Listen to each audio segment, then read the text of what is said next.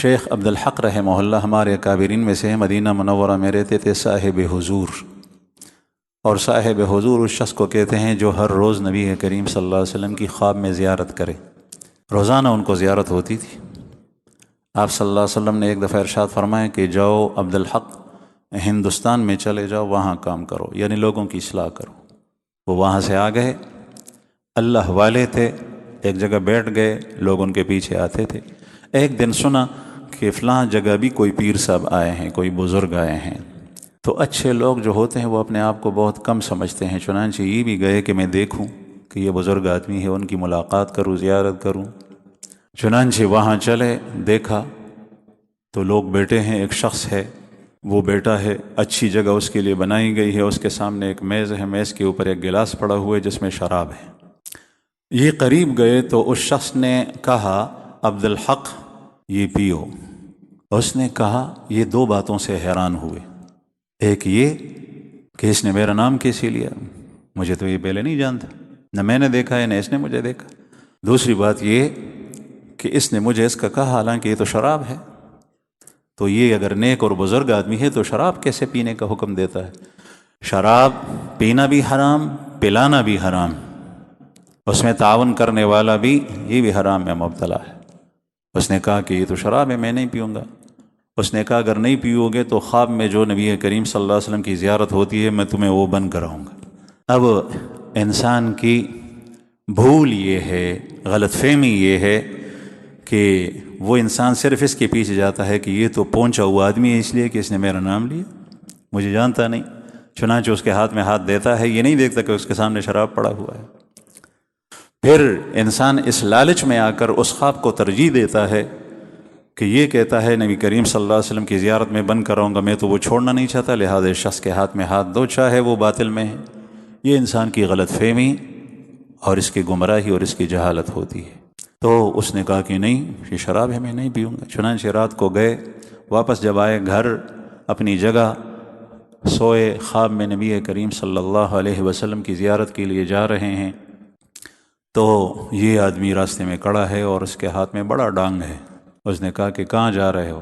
اس نے کہا نبی کریم صلی اللہ علیہ وسلم کے پاس۔ نے کہا میں نہیں چھوڑوں گا۔ پوری رات اس کے ساتھ سامنے کھڑا رہا، اس کو نہیں چھوڑا۔ صبح ہوئی، اٹھ گئے، نبی کریم صلی اللہ علیہ وسلم کی زیارت نہیں ہوئی۔ اب ایک شخص کو روزانہ آپ صلی اللہ علیہ وسلم کی زیارت ہوتی ہو اور ایک رات کو نہ ہو تو وہ کتنا پریشان ہو۔ صبح پھر آئے کہ جا کر میں دیکھوں، چنانچہ اس شخص کے پاس آ کر اس نے وہی بات کہی، عبدالحق آ جو یہ پیو۔ اس نے کہا کہ میں تو نہیں پیتا، یہ شراب ہے۔ اس نے کہا جیسے رات کو میں نے بند کرائی تھی اب بھی۔ اب یہ کیا ہوتا ہے بیچ میں؟ جنات ہوتے ہیں، مختلف قسم کے کام ان سے کرائے جاتے ہیں، جنات ہمیں نظر نہیں آتے۔ فرشتے اللہ جل شانہ کی پاکیزہ اور مقدس مخلوق ہے، وہ نظر نہیں آتی۔ شیطان خبیث ہوتے ہیں، وہ نظر نہیں آتے۔ فرشتے نور سے بنے ہیں اور شیطان نار سے، آگ سے بنا ہے۔ فرشتے الہامات کرتے ہیں، اچھے کاموں میں لوگوں کے ساتھ تعاون کرتے ہیں، مختلف کاموں پر اللہ کی طرف سے مامور ہیں۔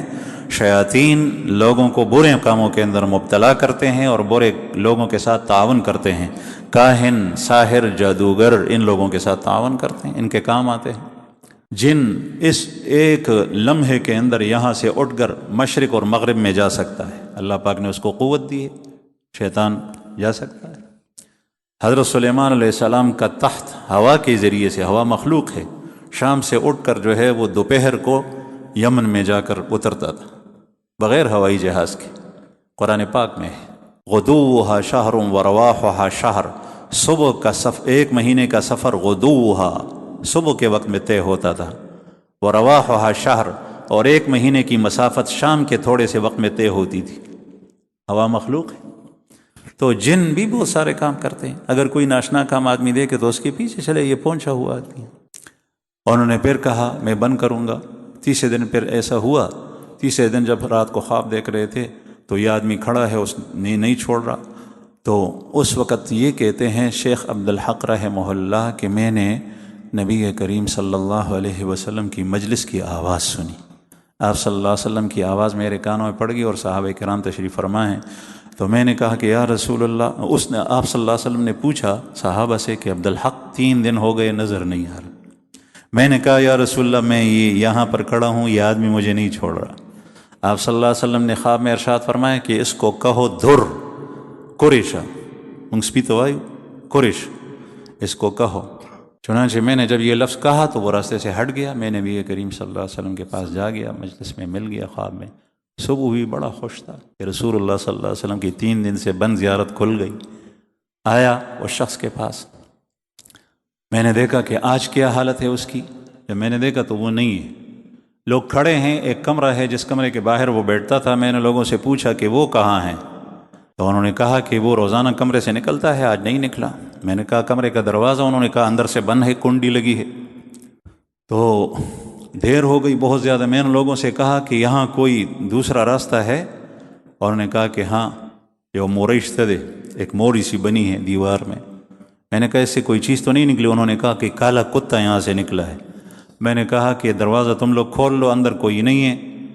اور یہ شخص چلا گیا ہے، دروازہ توڑا، اندر دیکھا تو کوئی بھی نہیں۔ تو جب میں نے پوچھا کہ کیا چیز نکلی ہے تو انہوں نے کہا کالا کتا۔ میں نے کہا یہ وہی ساحر تھا، سحر کے بنیاد پر یہاں سے نکل گیا ہے۔